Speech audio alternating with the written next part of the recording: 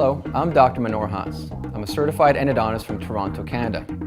In this segment, I would like to discuss and clarify some misconceptions about GuttaCore obturation. These include retreatment of GuttaCore, obturation of curved canals, post-paste preparation, and excessive armamentarium. One common misconception is that GuttaCore can't be retreated easily.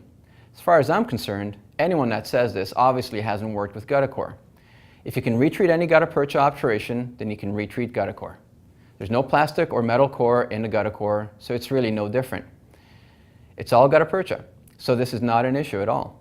Another misconception is that GuttaCore can't obturate curved canals. The way that GuttaCore is designed, it can absolutely obturate curved canals.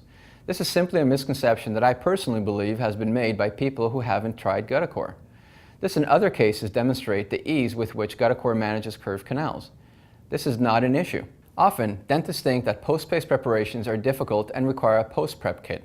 Once again, if you can prepare a post-paste in a canal obturated with any gutta percha system, then you can prepare a post-paste with GuttaCore.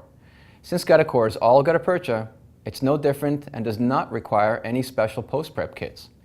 In this case, I simply used a piezo reamer, nothing special. Another misconception is that using GuttaCore is more difficult than traditional warm vertical obturation. This couldn't be further from the truth.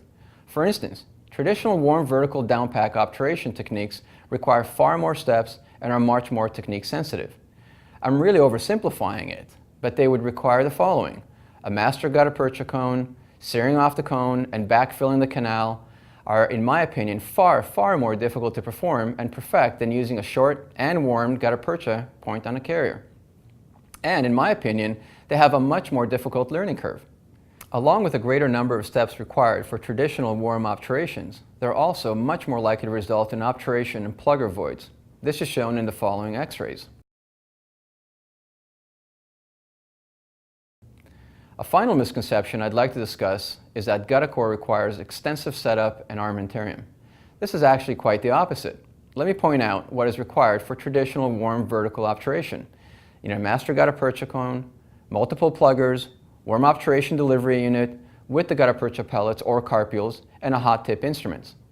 Now compare this with what is needed for GuttaCore obturation: an oven, a GuttaCore cone, and a cotton plier. That's it.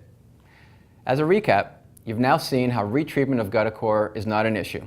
If you can retreat gutta percha filled canals, then you can retreat GuttaCore.